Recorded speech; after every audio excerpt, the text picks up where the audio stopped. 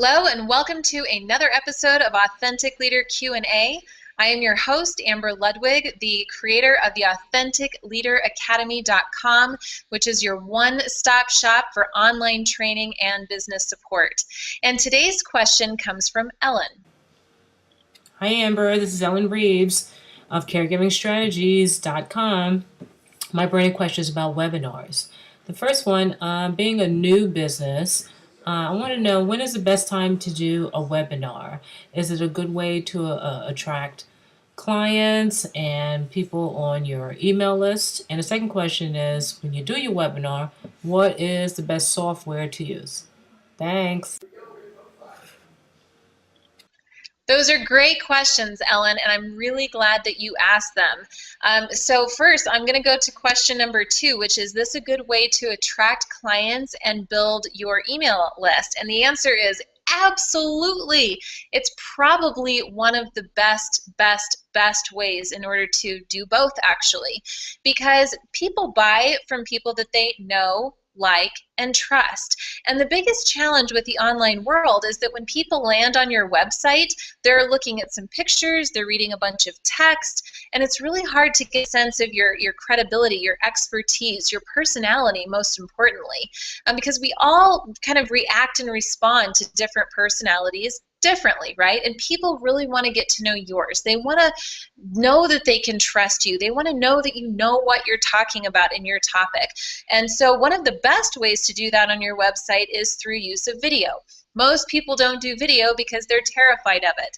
I would say, though, that video is a great way to showcase your personality, to showcase that you are a credible expert in your field. But a webinar is sort of like King Kong when it comes to getting those conversion rates. In fact, in most sales processes, the best way to convert a looker into a buyer is through a webinar. That's where you're going to get some of your highest conversion rates. There's a few reasons for that. When you are doing a webinar, you're usually going through a training process. Really, all that breaks down to is that you're adding value. You're educating on a topic. For example, I'm running a monthly webinar for the AuthenticLeaderAcademy.com, and during this monthly free 90-minute webinar, I talk about the 9 areas that you must focus on in order to build your business online well. And during that webinar, I also have an open Q&A section where people can come on and ask me any questions that they have about their business for free. If you haven't attended one of those webinars, I highly encourage you to go, and not only go there for the content to learn how to build your business online better, but go there and really study my format. What's the flow of that webinar?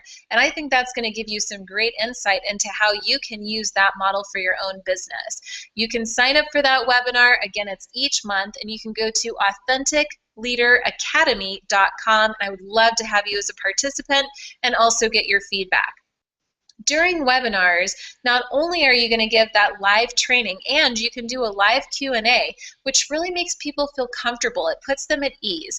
Again, you're really showcasing your credibility, that you are an expert in your industry. That's all people want. They want to know that they can put their faith in you, and that when they invest in you by buying your products or services, that they're going to get a return on that investment. And a webinar is a great way to showcase your personality and to also share your story. People really want to know why you got into this business and what you know about it. What's the training that you had around it? What are some of the clients that you've worked with? And what are some of the results that you've gotten? You basically have 45 minutes or more with people in this webinar setting in order to really have that kind of two-way conversation and make them feel comfortable with you. So it's a great way to get clients. And in order for people to be invited into the webinar, you should have them opt in to your email list so that you can give them the webinar details. For example, at AuthenticLeaderAcademy.com, there's a little opt-in box that says, as soon as you give me your email address, I'm going to email you the link to log in and join me on the webinar. And that's very standard. I've also let people know that they're welcome to unsubscribe at any time. They're not stuck like, cement in my email list or anything. But this is the delivery method for how I'm going to remind them of the webinar and give them that login information. And so you'll be building your email list, and you'll be attracting clients as well. Now for your first question, which is what are the best times to do a webinar? Completely depends on your industry, I have to tell you. So for me, the best times for me to do my webinars tend to be during business hours because I'm attracting entrepreneurs who can set their own schedule largely. And so I have found that I do my webinars on Tuesday, Wednesday, or Thursday, usually anywhere between 10 and 2. That's when I have chosen to do mine. I do know other colleagues of mine that are servicing entrepreneurs as well, and they have their webinars in the evenings. But you're going to have to decide what's right for you. I have chosen not to do evening and weekend webinars because that's not the quality of life that I want to have. That's not the kind of lifestyle that I want to have. And if people want to work with me, then I would want them to do that in the schedule that I have created for myself, which is normal working business hours. So there's that element of it as well. And you can always offer a replay. If somebody can't make it live, then you can send them the replay of the webinar afterward to make sure that everybody gets a chance to listen. I would encourage you, though, to put a limit on that replay. For example, keep it live for 24 hours or 48 hours or 4 days, whatever time limit that you decide to put on it. But I do encourage you to have a time limit on your replays as well. As for, again, the best time of day, I have clients who have stay-at-home mothers that's their target audience, and that's going to be really tough to determine when you're going to target that audience because chances are they're busy all the time with their kids. But maybe in the evenings when the husband comes home from work, let's just pretend that's the environment, then when the husband comes home for work, that's going to free up that mom to be able to hop onto a webinar either on the nights or the weekends. So again, it's going to just depend on your industry. The last question that you asked is what is the best software that you should be using for your webinars?